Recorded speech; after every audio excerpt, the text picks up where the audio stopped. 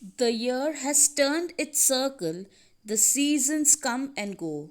The harvest all is gathered in, and chilly north winds blow. Orchards have shared their treasures, the fields their yellow grains. So open wide the doorway, Thanksgiving comes again. A very good morning to you all, children. So, today I will be discussing harvest festivals of India. So, do you know what are harvest festivals and why are they celebrated? Harvest festivals are believed to be the oldest forms of festivals around the world. They are a way of thanking the nature for the bounty it offers in form of new crops. So, today I will be discussing few harvest festivals of India. The first is Makar Sankranti. Celebrated in the second week of January, this signifies the end of harvesting season in the country when the farmers put down their tools and come together in joy and harmony. It is celebrated in most of the Indian states, especially in states of Gujarat, Maharashtra, Uttar Pradesh, and Bihar. In addition, this occasion is very sacred and auspicious. We worship sun god in this festival. It is believed that taking a holy dip in river Ganga on Makar Sankranti washes all our sins.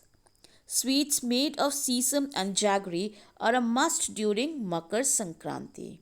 So, in the first picture, you can see people are taking a holy bath in river Ganga, and this scene is of our own city Prayagraj. In the second picture, you can see the people are having fun and enjoying, and they are dancing. In states like Gujarat, there is a tradition of flying kites on Makar Sankranti, and people prepare laddus and barfi, which is made of til and jaggery. The second is Pongal. One of the most popular harvest festivals of South India is Pongal. It is celebrated in the mid January every year and marks the beginning of Uttarayan, sun's journey northwards. The literal meaning of Pongal is spilling over, and it is so called because of the tradition of boiling rice in a pot until it starts to spill while people show gratitude to nature during the festival. Drawing of kolam, swinging, and cooking are essential traditions of the festival. The festival lasts for 3 days. Fresh harvest of turmeric, rice, and sugarcane is brought from the field, and various dishes are prepared from it. So you can see that these ladies are drawing kolam, and they prepare a dish which is made out of rice and jaggery. It is a payasam, and you can see the way Pongal is celebrated in South India. They are cooking rice in a huge pan. So, this way Pongal is celebrated in South India. Baisakhi. Baisakhi or Vaisakhi, the harvest festival, is celebrated with great enthusiasm to mark the beginning of the new spring and is celebrated in most of India as the new year by the Hindus. Generally celebrated during the month of April, it signifies the end of harvest season in India, marking a time of prosperity for farmers. Vaisakhi is especially significant in states of Punjab and Haryana, where people celebrate this festival with lot of energy and vigor. Some common dishes prepared during Vaisakhi are yellow rice, curry with rice, and firni. So, in these pictures, you can see the farmers are dressed very well, and their dress is so colorful, and they are enjoying and dancing in their fields, and they prepare a dish made of jaggery. Now we come to Bihu. The most significant and important of all the cultural and vibrant celebration in Assam is the Bihu festival.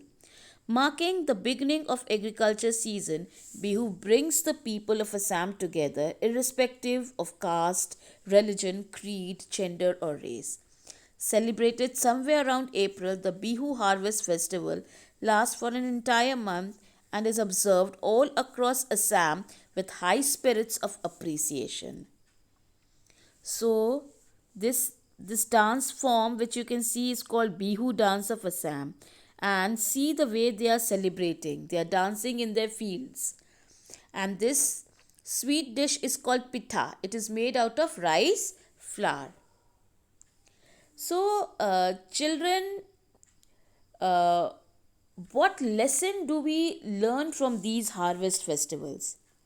So, if there is one great lesson we learn from Harvest Festival is have faith and be patient. In a world of instant pleasure, patience is a virtue, and who is better to impart lesson than our farmers? Most of the crops are planted in early monsoon and they patiently wait for winter season so that they can harvest their crops. So we all should thank the farmers as they provide us with food and are a backbone of our country, India. So thank you. I hope you all like the presentation. Thank you so much, children.